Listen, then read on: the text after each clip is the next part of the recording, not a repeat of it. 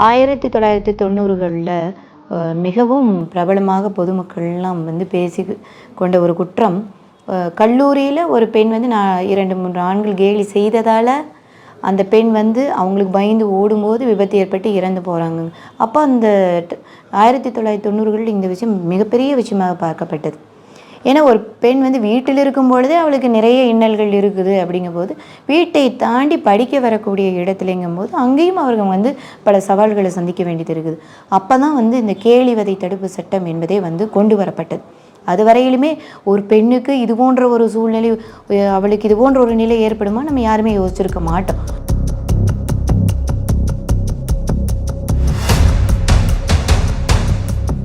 அதே போல் படிப்புக்கு பிறகு அவர்கள் வேலைக்கு செல்கிறாங்க இல்லையா பெண்கள். அப்போ அவங்க வேலைக்கு போகும்பொழுது அங்கேயும் அவர்கள் பெண்கள் அப்படிங்கிற அந்த பால் வேறுபாட்டினால பல துன்பங்களுக்கு ஆளாகிறாங்க. அவங்களிடத்துல தவறான வார்த்தைகளை பிரயோகிப்பது, வேலைப்பழு நிறைய கொடுத்து அவர்களை வந்து துன்புறுத்துறது, அவர்களுக்கு குறைவான சம்பளம் கொடுக்கறது, ஆண்களை விட ஆண்களுக்கு ஈடாக அவர்கள் அதே வேலையை பார்த்தாலும் அவர்களுக்கு குறைவான சம்பளம் கொடுப்பது, பாலியல் ரீதியாக அவங்கள வந்து அசைத்து பார்க்கறது, குடும்ப பொருளாதாரத்துக்காகவும் அந்த கஷ்டத்துக்காகவும் அவங்க வேலைக்கு வரும்போது அப்போ அவங்கள வந்து பாலியல் ரீதியாக துன்புறுத்துறது.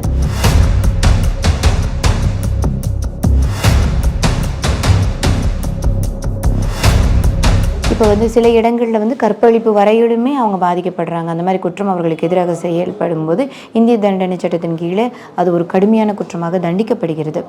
சில இடங்களில் வந்து அவங்கள வந்து இப்போ தொலைபேசி எண் இருந்தால் அவங்களை தொடர்பு கொண்டு தேவையில்லாத பேசுகிறது, தேவையில்லாத மெசேஜ் அனுப்புறது, வாட்ஸ்அப்பில் தொந்தரவு கொடுக்கறது, அவங்க ஃபேஸ்புக் அந்த மாதிரியான ஊடகங்கள் அவங்களுக்கு இருக்கக்கூடிய கணக்குகளில் அவங்கள விருப்பம் இல்லாமல் அவங்கள பின்தொடர்றது, அவங்க வேலை செய்கிற இடத்துல இருந்து வீட்டுக்கு வர வழியில் அவங்கள ஃபாலோ பண்ணுறது, 2 வீலரில் போகும்பொழுது அவங்கள வந்து தள்ளுற மாதிரியும் அவங்க பயப்படுற மாதிரியும் இவங்களும் 2 வீலரோ வேறு வாகனத்தை கொண்டு போய் அவங்கள பயமுறுத்துறது, இது எல்லாமே பெண்களுக்கு எதிரான விமென் ஹராஸ்மெண்ட் ஆக்ட் அப்படிங்கிற தனி சட்டமாக பார்க்குது. பெண்களுக்கு எதிரான குற்றங்களுக்கு வந்து என்னென்ன தண்டனை அப்படிங்கிறத அது சொல்லுது. இப்போ பொது இடத்துல ஒரு பெண்ணை அவமானப்படுத்துகிற மாதிரி பேசுகிறது, ஒரு சின்ன சண்டையாக ஆரம்பிக்கும், ஆனால் அவங்களுடைய பெண்மையை பழிக்கிற மாதிரியும் அவங்க மேலே வந்து தேவையில்லாத ஒரு அன்பார்லிமெண்ட்ரி வேர்ட்ஸ், தகாத வார்த்தைகளை எல்லாம் பேசி அவங்கள துன்புறுத்தலுக்கு ஆளாக 4 பேர் பார்க்க அவங்கள கடுமையாக பேசுறது, அவங்களுடைய ஆடைகள்லையோ அவங்க கையை பிடிச்சி இழுத்து சண்டையினுடைய போக்கில் இந்த மாதிரியெல்லாம் செய்கிறது வந்து ஒரு கடுமையான குற்றமாக பார்க்கப்படுது.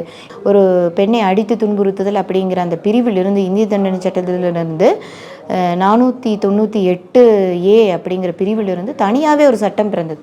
அந்த சட்டம் தான் 2005 நடைமுறைக்கு வந்து குடும்ப வன்முறை சட்டம். ஏன்னா வெளியிடங்களில் பெண்கள் சவாலையும் இன்னல்களையும் சந்திக்கிறாங்கன்னா குடும்பத்துக்குள்ளேயும் அவங்களுக்கு சில துன்புறுத்தல்கள் கொடுமைகள்லாம் இருக்குது.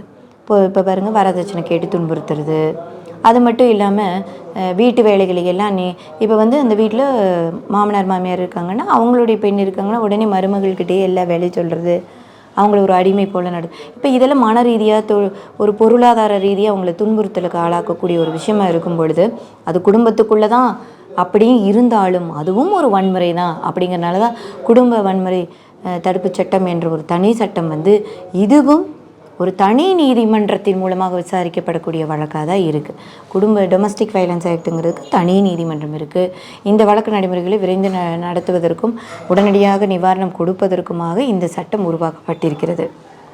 இந்த சட்டத்தில் பார்த்திங்கன்னா அந்த பெண் வந்து ஒரு வீட்டை விட்டு துரத்தி அடிக்கப்படுறான்னா கண்டிப்பாக கணவன் வீட்டிலேயே ஒரு பகுதியை அவங்க வசிக்கிறதுக்கு கொடுத்தாகணுங்கிறதுக்கு வழிவகை செஞ்சு கொடுக்குது. அது மட்டும் இல்லாமல் அவங்களுக்கு மாதமான அவங்களுடைய செலவு தொகைக்கு அவங்களுடைய செலவுக்குன்னு பணம் கொடுக்கணுங்கிறத பற்றியும் பேசுது. அவர்களுடைய பொருட்களை இவங்க அபகரித்து வச்சுக்கிட்டு அந்த பொருட்களை ஒப்படைக்கிறதுக்கு வழிவகை செய்து கொடுக்கிறது.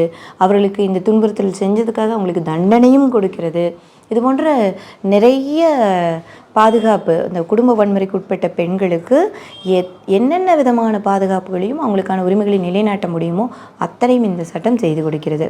அதே போல் குழந்தை திருமணம் அப்படிங்கிறது பார்த்திங்கன்னா சில நூற்றாண்டுகளுக்கு முன்னெல்லாம் அது ரொம்ப சகஜமான ஒன்றா இருந்தது. ஆனால் ஒரு பெண் குழந்தை வந்து குடும்ப வாழ்க்கையில் தன்னை ஈடுபடுத்த வைக்கிறதுக்கும் குழந்தை பெற்றுக்கொள்வதற்கும் மனதளவிலும் உடல் அளவிலும் தயார் நிலையில் இருக்கிறாளா அப்படிங்கிறத பற்றியே யோசிக்காமல் குழந்தை திருமணம் வந்து அங்கங்கே நடந்துட்டு தான் இருக்குது. அவங்க 18 வயது பூர்த்தியாகாமே சிறு குழந்தையாக இருக்கும்போது 13லிருந்து தொடங்கி 18 வயதுக்குள்ளே இருந்தாலுமே அவங்களுக்கு திருமணம் செஞ்சு வைக்கிறாங்க. அதிலிருந்து அவர்களுக்கு என்னாகும், படிப்பில்லை, அவர்களை பற்றி யோசிப்பதற்கு வாழ்க்கை இல்லை. அப்போ அந்த குழந்தை திருமணம்ங்கிற அந்த பெண் குழந்தையினுடைய வாழ்க்கையை பின்னோக்கி இழுத்துட்டு போகுது. சில சமயம் அவங்க குழந்தை பெற்றுக்கொள்ளக்கூடிய சூழ்நிலையில் அந்த உடல் வந்து அவங்க உடல் ரீதியாக அவங்க தயாராக இல்லாத போது அவங்க இறக்கக்கூட நேரிடுது. அதுக்காக தான் குழந்தை திருமண தடுப்பு சட்டம் என்ற ஒரு தனி சட்டம் கொண்டு வரப்பட்டு 18 வயதுக்கு பெண் குழந்தைகளை திருமணம் செய்கிறது வந்து ஒரு கடுமையான குற்றமாக பார்க்கப்பட்டு அதை பற்றி தகவல் தெரியப்படுத்தப்படும் பட்சத்திலே உடனடியாக அந்த திருமணம் தடை செய்யப்பட்டு அதற்கு காரணமாக இருந்தவர்கள் மீதெல்லாம் நடவடிக்கையும் எடுத்துகிட்டு வராங்க.